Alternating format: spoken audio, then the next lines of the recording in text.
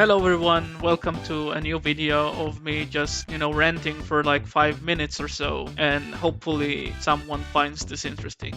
I doubt it. So the new Warframe Dante was released, and even though I'm kind of late to the party of talking about him, because I barely play this fucking game anymore, I still kind of wanted to give my two shits about him, because I think that the whole topic itself is way bigger than what most people think it is. I did kind of bide my time, because I knew that they would do the same shit that they've done for every fucking frame that was released, which means either not buffing the bad frames, or nerfing the good ones for no good reason. The whole thing with Dante sparked a huge debate recently, so I wanted to kind of give my take on it, because I feel like people don't actually realize what's the difference between an overpowered frame and a powerful frame. You see, Dante was nerfed very shortly after his release because people thought that he's an overpowered Warframe. Like, he deals a lot of damage, he has amazing sustain, and he's also a great support, which sounds kind of crazy when you put it that way, right?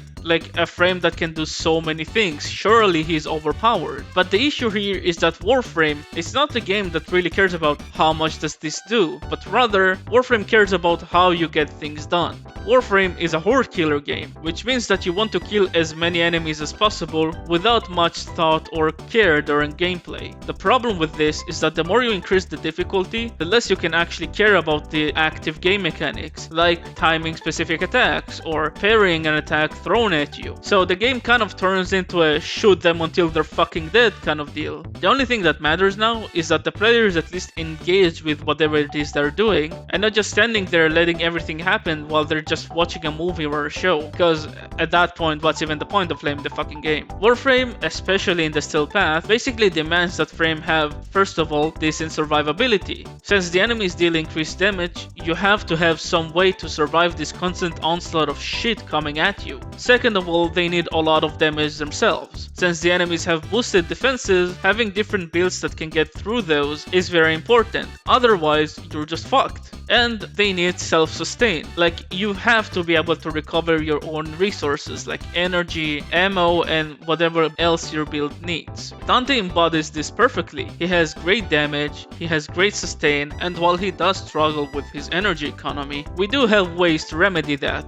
But no matter how much he can kill enemies and regain shields, he still needs to actively be doing that stuff in order to get those results. You can't just stand there with him and do nothing, because you have to use his 3 to deal damage and charge his ult. You have to use his second ability to get the shields, and you have to use his ult itself because it's the centerpiece of his kit, which means that you're actively engaged in making decisions about what you need in every moment. And whenever you make the right decision, you are rewarded for it. That makes Dante a powerful frame, and an actually pretty well designed frame too. On the other hand, we have OP frames, which thankfully we don't actually have many of those in the game right now, but we used to. Let's look at someone like old Mesa. Before Mesa got her changes, her regulators would automatically start firing every time you activated the ability. So all you had to do was just find a good spot, start your 4, and the game would play itself. You didn't even need to do anything in order to kill enemies and play the game, besides maybe using energy restores. This was an overpowered frame. Maybe some of you don't actually remember, but we used to have a lot of these frames a very long time ago, like Saren's rework, but before she got the nerfs. Basically all you had to do was just spore an enemy, spread the spores, and then you let the enemies die on their own, and then would just start infecting the next batch. And then it would just keep a cycle going of enemies infecting them and then dying. That created a situation where ESO and focus farming became a complete joke.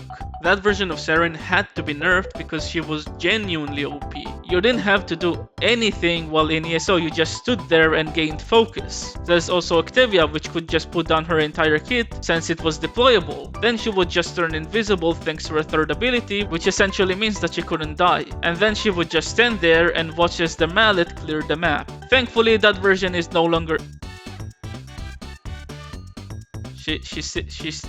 She's still in the fucking game? I don't understand why no one's talking about this. Octavia has been overpowered since her fucking release. But since that sort of playstyle is just so toxic and boring, no one is playing her. So she was just flying under the radar this whole time. Octavia right now is an overpowered frame. Probably the best frame in the whole game, and no one gives a flying fuck about it. But all these other frames are either getting nerfed or not getting the buffs that they need in order to be good, because they are so worried about people that would complain about it. People complain all the fucking time. Who cares? You can't please everyone. What's actually important is to make sure that every frame has the ability to be used in the current state of the game, while also being fun, so that way the game actually stays healthy and full of options. Not being able to use a frame because you're just bad, it just sucks ass because you're basically just limited to a handful of frames that you play over and over and over until you get burnt out. Thankfully, recently they actually started to do something about it by reworking the old characters and fixing some of them. For example, the Hydroid and the Inaris rework. But please just make sure that the frame is actually OP before nerfing them, and actually give the frames that need buffs the buffs that they need. And also maybe, make Octavia fucking fun, funnily, so I don't get cucked by my own abilities. Thank you for watching, everyone. I don't know if you guys like these kind of rant videos, so I said, fuck it, whatever, just try it out. If you like it, leave a like and subscribe if you want to see more of this and to support the channel. And thank you for watching. I will see you in the next video.